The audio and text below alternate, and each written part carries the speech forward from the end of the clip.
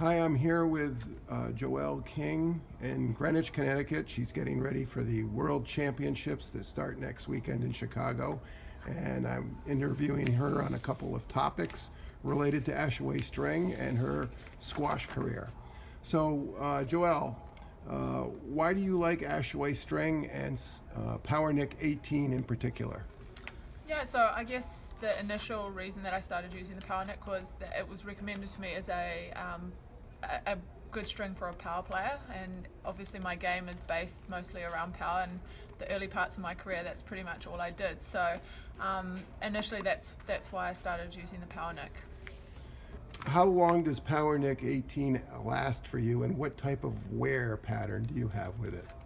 So it really depends, to be honest. I'm not a superstitious player. I don't have one certain racket that I use until it breaks or what have you. I kind of rotate my rackets around, and I tend to get a bit of fray through the middle of the racket. So I'm not the biggest fan of the fraying, and if it gets to the point where it hasn't broken, then I tend to cut it out and get it restrung. How does the Power Nick 18 age your game?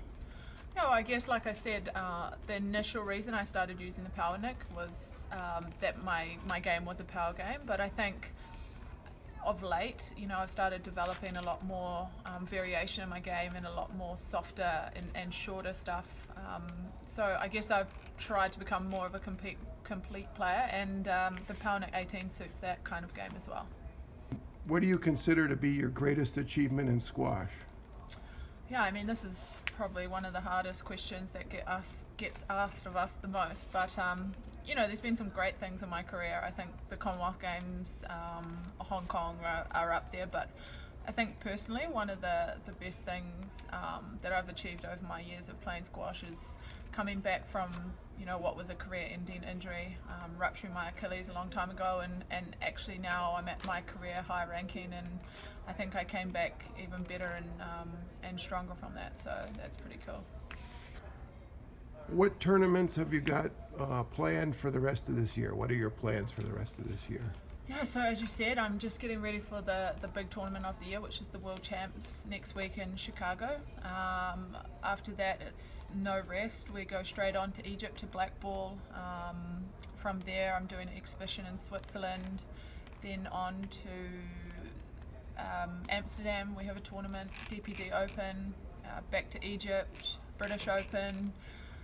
Honestly, I could be here forever telling you what tournaments we've got going on, but it's a busy season. So. Does the season ever end, or is it in the middle of the summer, July, August? Do you consider the beginning of the season to be September, or how does that work for you? That's an interesting question, because the international professional season normally runs sort of end of August, start of September through till the World Series finals, which is always in June. But after that, I have to go back to New Zealand, and obviously it's winter there, so it's the season there. So quite often, you don't really have too much of a break. But in terms of international scene, it's generally sort of September till June. When did you start playing squash, and who were your biggest influences in your squash career? Yeah, well, I started playing when I was 8. Which is actually quite old in terms of a lot of the professional squash players you ask. I started playing because it was a family sport, and we all sort of used to go down and play together. But I think that the two people in my career that kind of inspired me the most probably was, number one, my mum, who she'd be so embarrassed that I actually even mentioned her squash in this video, but she kind of used to play with me and get me started. But later on in my life, I met Leilani, so a couple of years later. She was Leilani Joyce at that time, and she was number 1 in the world, and I had posters of her, and then I met her in real life, and I just couldn't believe that someone was just normal and just the same as me, and she could play squash so beautifully, and she was a world-class athlete. So I think that was probably a huge inspiration to realize that if I dedicated myself, I was just like her, and who knows, maybe one day I could do what she did. Yeah. So back to your string again. Which tension do you use, and what's your racket that you're using today? So I'm using the Head 135. I have the teardrop shape. and I have it strung at 27 pounds.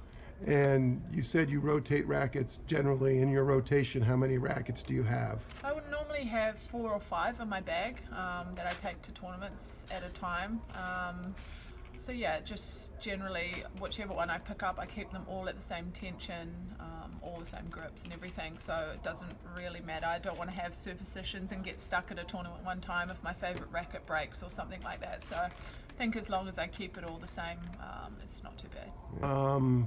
Is there anything you'd say to any kids out there, that were 8 years old or 12 years old that are playing squash and just getting started? What would you tell them? I think at that age, the biggest thing for me was I was having fun still. There was lots of my friends that played, so it was kind of a social thing. But I guess just knowing that, squash players aren't anything supernatural. They're just people who love their sport and work hard every day. So if you can do that, then who knows where it'll take you. That's great. Well, good luck in Chicago, and thanks for your time.